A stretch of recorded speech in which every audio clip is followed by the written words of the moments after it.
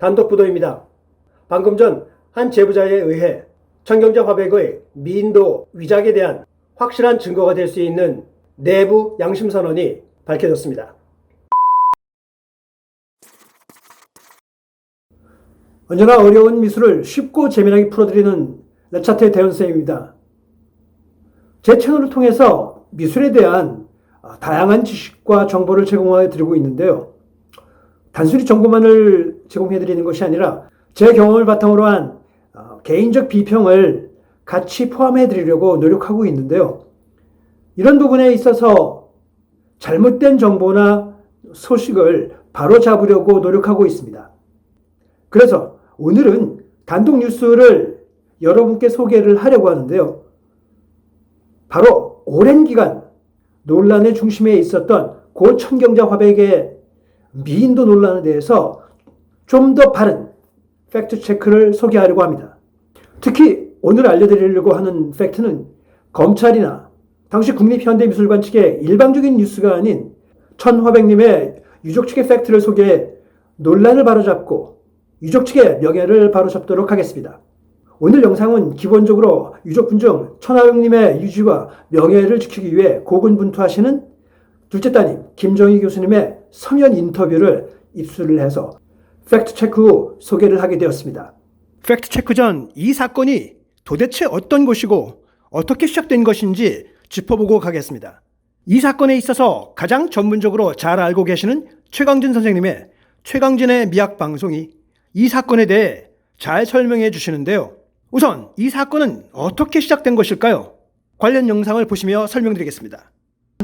그동안 국민작가로 많은 사랑을 받아온 청경자 화백과 그 국내 최고 권위의 국립현대미술관과의 논쟁으로 시작돼가지고 2016년에 유족이 이제 고소를 해서 법정 논쟁으로 비화가 됐고, 또 외국의 루미에르 감정팀이 개입이 됐고, 또 우리나라 과학감정과 암묵감정까지 모든 그 전문가들이 총동원된 논쟁이고, 수사에 최종 칼자루를 쥔 그 검찰에 의해 가지고 진품으로 그렇게 판정이 났습니다. 그렇게 끝난 줄 알았는데 또 이번에 그 민사 소송을 다시 냈는데 최근에 다시 재판이 시작이 됐습니다. 그래서 이제 검찰의 판결이 정당했는가 그 문제를 지금 재판하고 있기 때문에, 그 당시 제가 검찰과 밀접한 관계에 있었기 때문에 지난 금요일에 제가 법정에 증인으로 다녀왔습니다. 네, 사자 명예훼손에 대한 재판이 무죄로 종결되었지만 현재는 당시 검찰의 진품이다라는 결정에 대해 판결이 정상적으로 된 것인가에 대한 재판은 현재 진행 중이라고 합니다. 자, 그렇다면 어떻게 해서 이 사건이 알려지게 된 것일까요? 최강진 선생님은 이렇게 소개합니다. 저는 이제 이 사건에 이제 깊이 이제 개입을 하게 된 거고, 사건의 그 전말을 아주 간단하게 소개를 드리면은 1979년도 10월 26일 날 박정희 대통령 시해 사건이 일어나죠. 김재규 씨가 권총으로 박정희 대통령 시해를 했는데, 그때 부정 축제자 재산 환수 작업이 계엄사령부에서 있었고, 작품을 이제 압류하는 과정에서 미인도가 발견이 돼서 1980년에 국립현대미술관으로 인수를 했는데, 근데 이제 이 작품이 현대미술관으로 들어갈 때 쓸만한 작품들을 이렇게 한 39점 정도 골라가지고 미술관에 이렇게 인계를 한 건데 제대로 감정이 이루어지지 않은 거죠. 제대로 된 감정도 하지 않은 그런 상태에서 무리하게 전시를 추진하고 현대미술관 측에서는 의심스러운 조작 행동들이 초기에부터 시작되는 정황이 포착됩니다. 그때 현대미술관에서 아트 상품을 만들었어요. 이 포스터를 만들었는데 미인도 크기가 4호인데 이거를 8호로 확대해가지고 900장을 인쇄해가지고 액자에 끼워가지고 5만원에 판매를 하게 되는 거죠. 근데 보통 이제 이렇게 아트 상품 만들 때는 이제 작가한테 복제 승인을 맡고 하겠죠.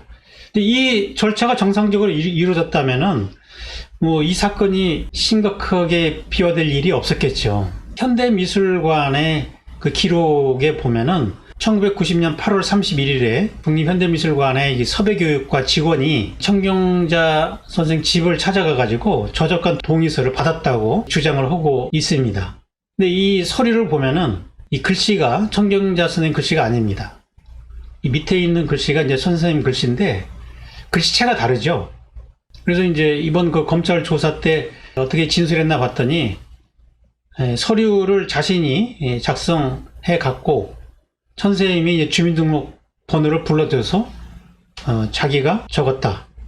그리고 사인도 자기가 썼다. 그리고 도장은 선생님이 줘서 자기가 찍었다. 이렇게 진술을 했더라고요. 본인이 그걸 다 했다는 거예요. 그러려면 뭐로 작가를 찾아가냐고요. 그냥 자기가 만들면 되지. 그러니까 이거는 위조된 서류다 이렇게 볼 수 있는 거죠. 최광진 박사님에 의하면 현대미술관 측은 자신들의 주장에 전혀 맞지 않는 일들을 저지르곤 했는데요. 예를 들어 그들 자신이 스스로 미인도가 위작이라는 것을 인정하는 그런 증거도 있고 그들이 전문가가 아니라는 말도 했던 사실이 있습니다.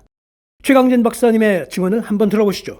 이 비화되기 전에 그 초창기에 섭외교육과 직원이 작품을 갖고 갔더니 작품을 가짜라고 작품을 안 내주니까 그 다음날 아침에 현대미술 학예관 직원이 가가지고 쓴 메모입니다. 이 메모를 보면은 그 처음에 어떤 상황이었는가를 짐작하게 하는 거죠.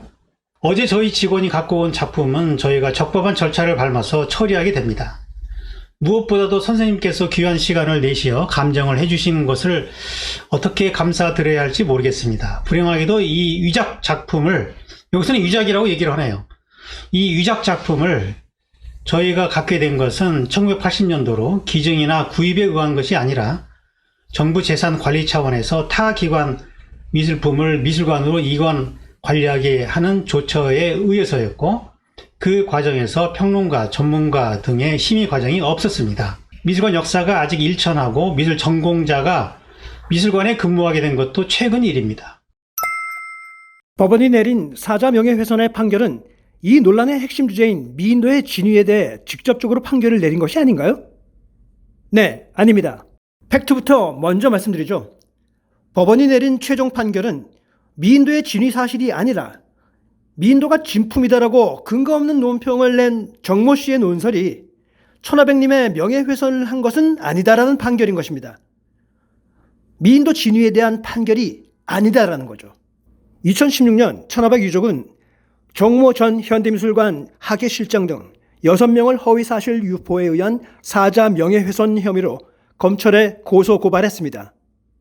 현대미술관은 1991년 사건 발생 당시부터 끈질기게 천하백에 대한 거짓 소문을 만들어내 유포해왔고, 천하백 사후에 국회에 대한 허위 공문 답변서를 포함한 천화백의 명예훼손을 더욱 극심하게 했습니다.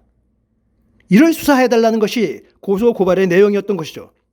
하지만 검찰은 수사 과정에서 사건의 핵심을 변절시켜 미인도 진위 판정의 주체로 나서면서 미인도가 진품이라고 발표합니다.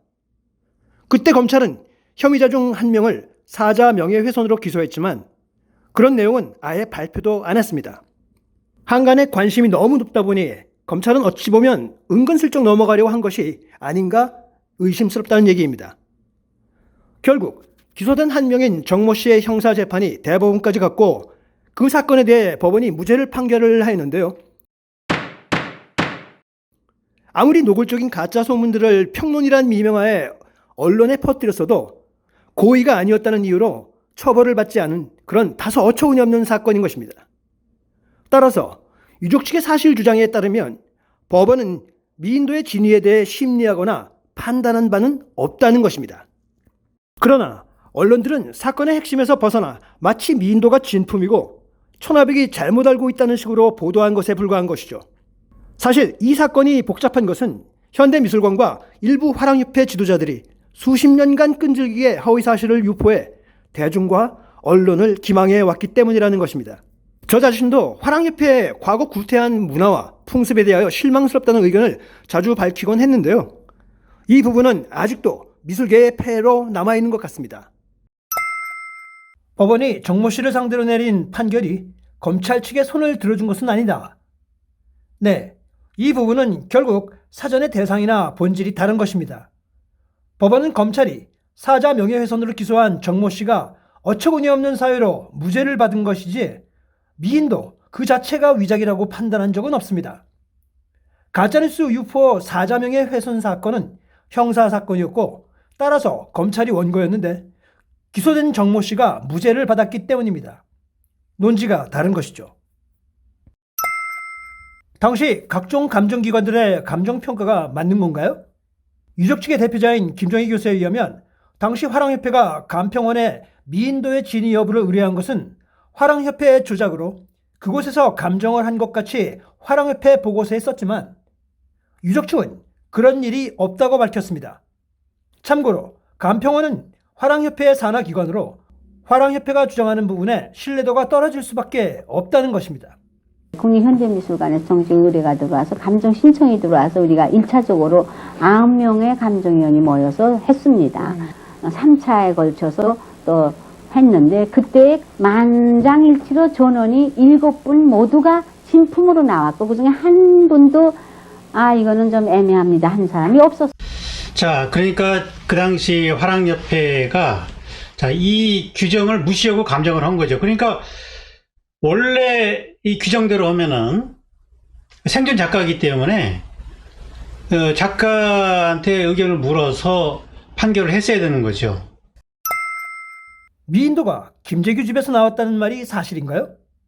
많은 뉴스에서 천경자 화백의 미인도가 김재규 집에서 나왔다는 소장 경로를 보도했고 천하백이 김재규 부인에게 이 그림을 줬다는 것은 엄연한 가짜뉴스로 일면식도 없던 사람입니다. 이 가짜뉴스는 언론에서 김재규라는 정치적인 화제를 몰고 다니는 인물과의 소문을 이용하여 자극적인 보도를 낸 것으로 밝혀졌습니다. 이 부분에 대하여 당시 미인도를 감정했던 전문가인 최강진 박사가 진술한 부분이 있습니다. 자, 잠시 최 박사님의 말씀을 보시겠습니다.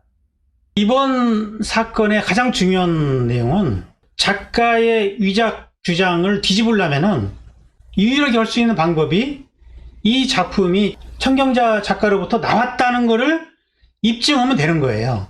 과연 검찰이 이걸 어떻게 해냈느냐. 지금 검찰 발표 내용을 보면은 천경자로부터 오모 씨에게 전해졌고 이분이 중앙정보부에 근무했던 분인데 이분이 이제 김재규 씨한테 이제 이걸 선물했다.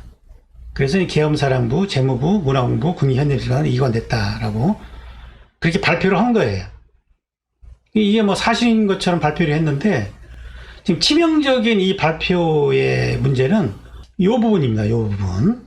이 작품이 천경자 작가로부터 나온 것이냐, 이 증거가 있느냐라는 거죠. 자, 이 부분을 한번 파고들어 보겠습니다. 자, 이 점에 대해서 천경자 선생님은 어떻게 얘기를 했느냐. 이 오 씨는 이제 그 중앙정보부에 근무했던 그분인데, 그분이 1970년 봄에 찾아와서 그림을 사겠다고 해서 좀 더 큰 그림 한 점과 작은 그림 한 점을 가져갔는데 어물대다가 때릴 것 같은 기분이 들어서 얼른 그 그림을 되받아오면 마지못해 작은 그림 한 점은 주었다. 그림을 받아간 오모 씨는 어떻게 진술하느냐. 서교동에 있는 천경자의 집을 수소문에 찾아갔다. 그 그림을 돌려 주었다. 그 후로는 천경자를 만난 적도 없고 그림을 산 적도 없다. 그리고 천경자가 주었다는 그런 작은 그림을 받지도 않았을 뿐더러 100보를 양보해서 그 그림을 입수했다 하더라도 내가 그 그림을 모방해서 4억 크기인 미인도를 가짜로 만들어 상사에게 선물했겠는가. 생전 당시 두 사람의 증언에 의하면은 미인도는 주지도 않고 받지도 않은 거예요. 자, 이렇게 최 박사님의 말씀과 같이 이 보도는 잘못된 보도였습니다. 방금 전 진술에서도 보셨지만 검찰조차 그렇게 주장하지 않았습니다. 다만 정보부에 근무한 적이 있는 오모 씨가 이 그림을 천경자에게서 구입해 김재규 씨 부인에게 선물했다고 기사를 냈습니다. 오모 씨가 생전에 그런 사실이 없다고 강력히 부인했고 그림도 미인도가 아니었다는 거죠. 워낙 내용이 복잡하고 방대해서 다음 편까지 연결하여 진행을 하도록 하겠습니다. 오늘 내용이 유익하시고 이해하기 쉬우셨다면 구독과 좋아요, 많은 댓글 부탁드리겠습니다. 감사합니다.